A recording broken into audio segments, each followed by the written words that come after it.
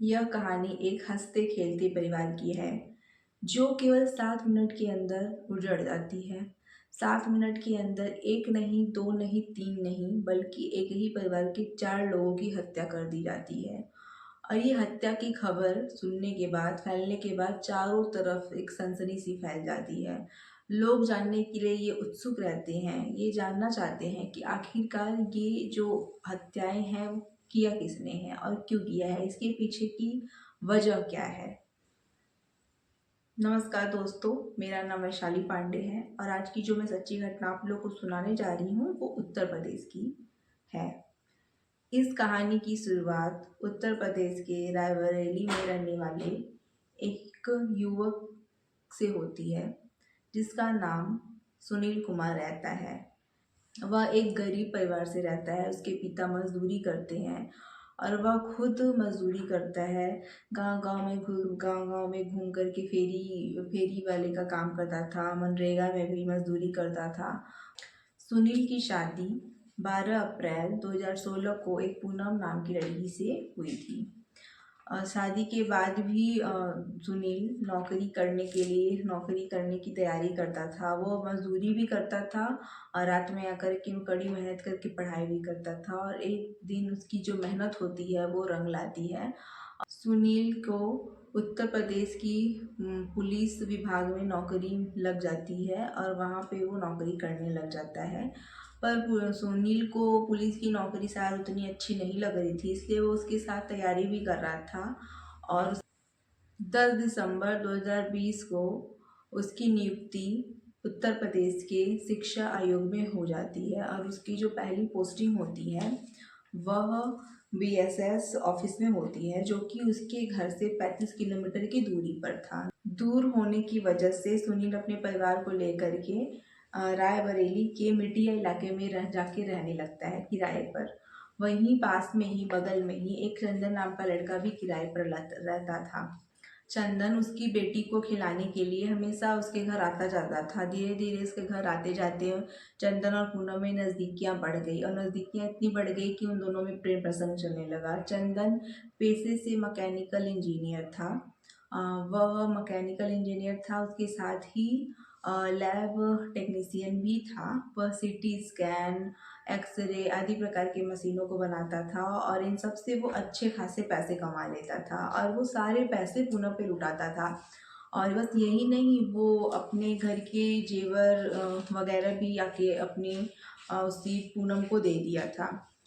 ये सब चल रहा था। उसके बाद सुनील को शक तो था ही थोड़ा बहुत, लेकिन एक दिन व्हाट्सएप पे सुनील ने चंदन और पूनम की बातचीत पढ़ ली थी।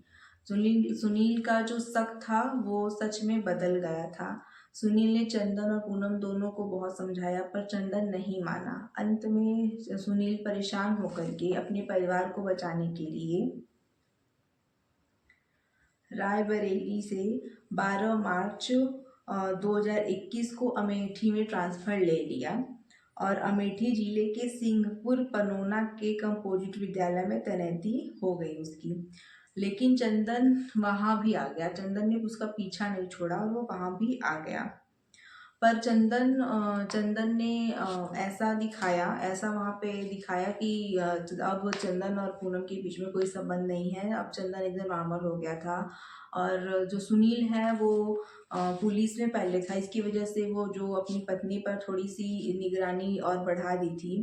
धीरे धीरे सब नॉर्मल लग रहा था कि हाँ सब ठीक है। तो उसी एक बार पूनम के कहने पर सुनील वही अमेठी में ही 2 बिस्वा जमीन लेता है और उसका जो गवाह होता है वह चंदन बन जाता है। उसके बाद फिर से चंदन का आना जाना सुनील के घर वही पहले जैसा होने लगा। चंदन फिर से पहले की तरह हमेशा आता जाता था, जब मन उसका आता जाता था। वह इन सब से फिर से सुनील जब परेशान हो गया तो वो फिर से अपना जो मकान है वो बदल देता है और अहोरवा चौराहे पर मुन्ना अवस्थी के मकान पर आकर के किराए पर रहने लगता है। चंदन वहाँ तक पीछा नहीं छोड़ता है और वो वहाँ भी आ जाता है। उसके बाद चंदन पूनम को धमकी देता है, उससे शादी करने के लिए उस पर दबाव डालता है, उसकी पति को छोड़ने के लिए कहता है और उसके परिवार को जान से मारने की भी धमकी देता है। अंत में पूनम परेशान होकर के सुनील के कहने पर रायबरेली जिले के नगर कोतवाली में आके एफआईआर करती है चंदन के खिलाफ। पुलिस से कहती है कि मुझे और मेरे परिवार को चंदन से जान का खतरा है। अगर मुझे या मेरे परिवार को कुछ हुआ तो उसका जिम्मेदार चंदन होगा। पुलिस चंदन को गिरफ्तार कर लेती है, पर 3 दिन के अंदर ही चंदन की जो होता है वो जमानत हो जाता है चंदन का। इन सब के बाद चंदन बहुत गुस्सा हो जाता है, बहुत नाराज हो जाता है पूनम से। उन दोनों की बातचीत तो बंद रहती ही है। पर एक रात 12 सितंबर 2024 को चंदन ने अपने व्हाट्सएप की बायो पे लिख दिया था कि 5 लोग मरने जा रहे हैं और मैं आप लोगों को जल्द दिखाऊंगा। ये उसने अपने व्हाट्सएप की बायो पर लिखा हुआ था। पुलिस के मुताबिक 3 अक्टूबर की शाम चंदन पूनम सुनील के घर अपने लोडेड पिस्टल को लेकर के जाता है और सुनील और पूनम से फाइनल बातचीत करता है। वह पूनम से शादी के लिए दबाव डालता है, उसके पति को छोड़ने के लिए दबाव डालता है, पर पूनम उसके साथ जाने से इनकार कर देती है। उसके बाद चंदन को बहुत गुस्सा आता है और चंदन पूनम को 2 गोली मार देता है।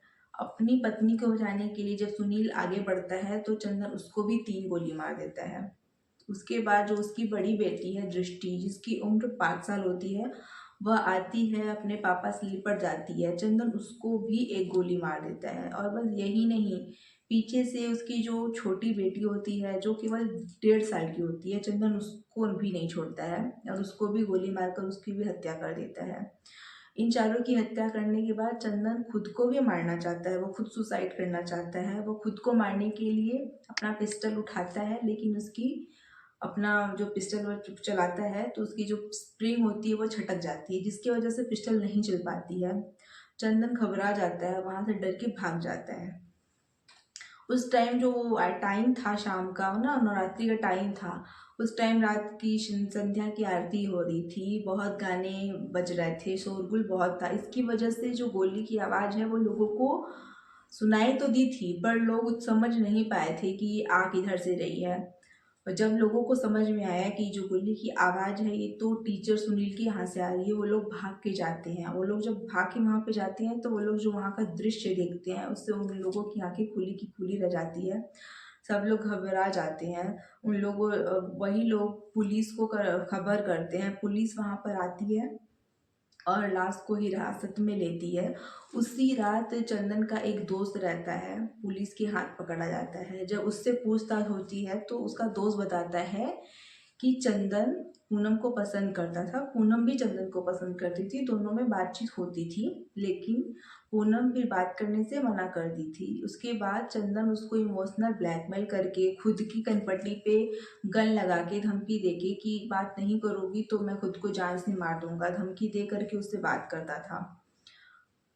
और ये सब जो हुआ है ये चंदन ने ही किया है। उधर पुलिस चंदन की तलाश तो कर ही रही थी, तो और जो उसकी जो तलाश होती है वो और तेज हो जाती है।